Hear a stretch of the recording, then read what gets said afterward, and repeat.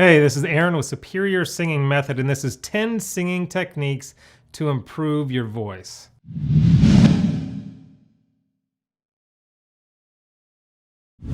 All right, 10 singing techniques to improve your voice. We're gonna get through some stuff here, and this is gonna be a lot of fun.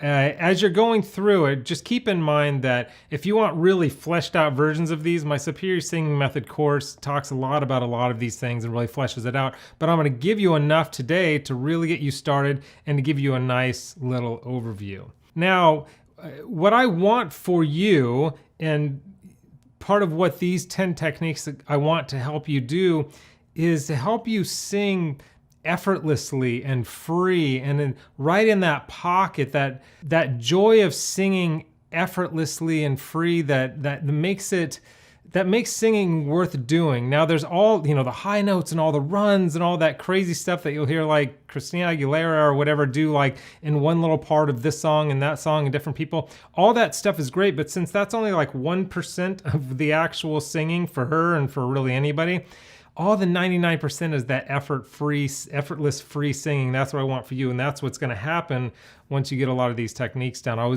This morning on the radio, I was listening to that Justin Bieber Chance the Rapper song, and I was like, that's kind of the idea. He's like, 'cause the way that the sky opens up when we touch, it's making me say that the way you hold me, hold me, hold me, hold me, hold me, feels so holy, holy, holy, holy, holy. There's just like this really effortless, bouncing between note and note and some of the higher notes and low notes, but it's just this effortless singing. That's what I want for you with these techniques. So let's jump right in. Actually, before we get started, make sure you subscribe to the channel, get the videos, and hit the notification bell. I'm actually doing a lot more videos right now, a lot more often, once or twice even a week. So if you want to be notified, hit that notification bell and like the video and leave me a comment. I love seeing your guys' comments. You guys have very hilarious things to say. Some of you are very serious, and that's great too, and I want to help. But I love reading all those. Okay, so let's jump in. The first one, this is 1 of 10. So we're gonna get through these really fun things. And what I wanna do is I wanna give you the simplest things that you can apply immediately so that your singing could change right away. Because obviously, and this is, let me just skip ahead to number 10. If you're doing regular vocal exercises, warm-ups and advanced exercise, and you're doing those for a period of time every day, that's how long-term you're gonna really get better. So that's number 10. That's a little sneak preview to number 10, but I want to give you a couple things that are going to help you right now. First one is your posture. Now, what is good posture? Now, I don't want you posture isn't like puffing out your chest and having it super high. It's just like, if you grab your arms, put your arms back and grab your forearms, each of your forearms with your hand, right there is about the posture that you want to be for good singing. Because what that does, that allows plenty of space here to get air, okay? So that's the first one. Second one is, I like this exercise. It's basically it's called smelling a rose, I guess I call it. I don't even know if I have a name for it. But I want you to imagine you're smelling a rose. And notice how you feel physiologically when you're smelling that rose. Notice how open your sinuses are. Notice how open your throat is. And also notice how full and expansive your chest and your midsection here becomes. Try it again. That feeling, that openness, right? Hold me, hold me, hold me, hold me, hold me. That openness, that's where that freedom comes from, that resonance. So that feeling that you have smelling that rose, that's the idea that I want for you when you're singing, okay? So you can apply that to whatever you're doing right now, your exercises, when you're singing to the radio, whatever. The third one is your jaw. And this is kind of part 3 and part 4, but the first one is the jaw. I want you to make sure that your jaw is open when you sing. That it's not clenched, it's not tense here, but it's nice and free flowing. I actually do this exercise, or I just go, or I go before I sing, because I want to loosen up that jaw. Because if it's tense, there's not going to be this freedom of sound. It's going to feel nice and tense, which leads us to number 4 is your mouth. You got to open your mouth. If I had $1 for every singer I heard, and there's a certain insecurity and they're just not opening up their mouth and they're trying to do, hold me, hold me, hold me, hold me. It's all here and it doesn't go anywhere. It's not out and resonant because they're not opening their mouth for whatever reason. Make sure to open your mouth. You don't need to open it wide and be silly. It's not that, but just make sure you open up your mouth, right? Hold me, hold me, hold me. Holy, holy, holy. When it's open, you hear it more clearly and it's more resonant. You got that? Cool. 5, air. I had a teacher in one of my vocal training classes used to say there's 3 most important things in singing. It's air and air and air. It really is having the amount of air. I even noticed, like, when I'm starting to sing that song, that "'Cause the way that the sky opens up when we touch, it's making me say." I noticed that I'm running out of air toward the end of there, so it's making the notes want to go a little flat. So make sure you have enough air, and that doesn't mean tanking up and getting a bunch of air, because if you get too much air, then it's going to want to force its way out, and you're going to lose it even quicker, and you're going to blow through those notes. But having a nice amount of air and getting that posture is one thing that's going to help. And then this number 6, we're going to talk about the diaphragm for a second, but having enough air and pacing the amount of air. Sometimes if you're singing a song all the way through and you notice that you're losing your breath in certain parts, even mapping out where you're going to take breaths can be really important for you. I remember having to do that for some songs when I was singing live a lot more often.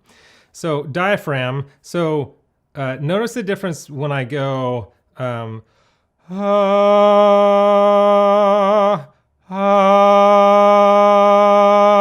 the difference with that and this. So this is just singing from my throat. This is singing from my belly and diaphragm. There's just a lot more going on. It's more supported is what a lot of singers call it.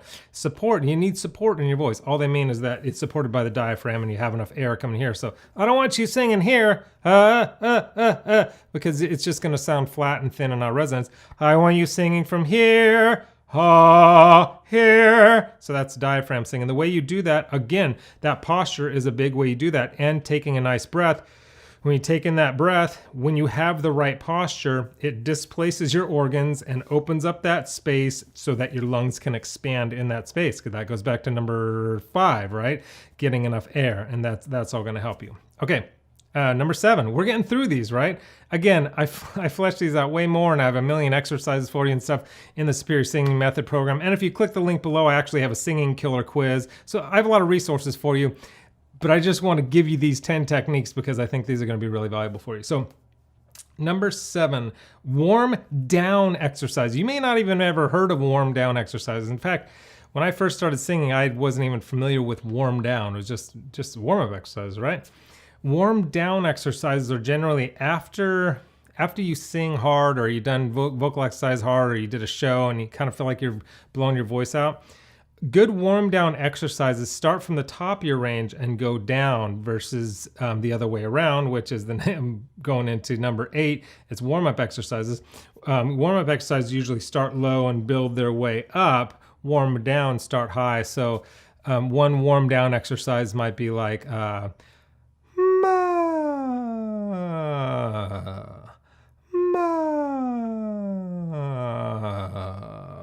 or like so like any classic type of exercise, starting from the top and lightly letting it fade all the way down. That's a good warm down exercise to heal your voice and get it back connected when you've blown it out. Which brings us to warm-up exercise, right? There are a million warm-up exercises. I have 6 zillion exercises in my Superior Singing Method program. And I even have this vocal coaching club where if you're part of the vocal coaching club, I have a million exercises in the course, and then I send you a new set every single month, so you have that vocal confusion and you have that constant challenge for your voice. You're not always doing the same type, so your voice is constantly being challenged and growing and building and all that stuff. So warm-up exercises, I mean, I didn't even plan any, but you get the idea. Some of those ones that I was saying, the brrr, or the mama mums, or the nay nay nays, or there's a million different types of warm-up exercises. And then what else? This is kind of an odd one. Now, this is something that opera singers will do sometimes. Not that you want to sound like an opera singer. Maybe you do. My wife's an opera singer, and she's amazing. And so if you can't sing a note, and I'm not talking like, oh, my range is up here and I want to sing up, an octave above that or whatever. But if there's just like, man, I can sing up here, but there's like a note right above that or a couple just above that I want to be able to sing that I can't quite hit. There's something that happens psychologically when you bend forward or you just squat down while you're doing that note. I know that sounds crazy. Trust me, that sounds crazy, but just try it. There's something physiologically that happens when you're focusing on what you're doing with your body and not trying so hard to hit a note that your voice relaxes a bit and is able to sing higher notes. So just try that. That's kind of a fun little trick technique. Number 10, we already talked a little bit about number 10. That's regular vocal exercises. I'm a huge proponent of regular vocal exercises. Even if you're just doing like 2 or 3 minutes a day, 5 minutes a day, even if you're doing 2 or 3 minutes 3 times a week or something, but that regular consistency. I'm just big on consistency with anything. If you know anything about anything I ever do and say and into my motivation stuff, I'm more about the tortoise than the hare, right? Remember that old story, the turtle and the hare? It's like the tortoise just keeps going slowly and the rabbit's like goes fast and takes a nap and gets all this stuff. But the tortoise ends up winning. I'm all about that. Just steady consistency. You don't need to kill yourself. Just do a little bit over a period of time and you get massive results. So I'm a super huge fan of that. Again, go to my Superior Singing Method. You can get a million exercises there. I mentioned the Singing Killer Quiz. If you click the link below, this is kind of a fun thing. We actually just changed it. We just redid our algorithm too. Over 1 million people have gone through our Singing Killer Quiz. It's probably like 1.3 million people that have gone through it now. And we just revamped some stuff to make it even better, even more specific, and even more custom made to help you find out what your number one singing killer is. If you can find out what your number one singing killer is, because there are a bunch of different ones, but what is yours specifically, it's gonna help you get rid of some of that bottleneck that may be hurting you with your singing. So click the link below, take the quiz, it'll take about 30 seconds. And then once you find out what your number one singing killer is, I'm gonna send you a free video that's tailor-made to you and your specific number one singing killer and help you fix it, because I want you to get better. And then you can start applying all these techniques. And then if you want, I've got Superior Singing Method and the Vocal Coach. I've got all kinds of resources for you, but here's a good start, and the Singing Killer Quiz actually is an even better start than some of this stuff to get rid of any blocks. Can't remember where I pointed before, but remember to hit the notification bell because you want to be notified when I'm doing new videos, because I'm doing a bunch more. Subscribe and leave me a comment. I always love hearing what you have to say. Click the link below, take the Singing Killer Quiz, and I'll see you soon.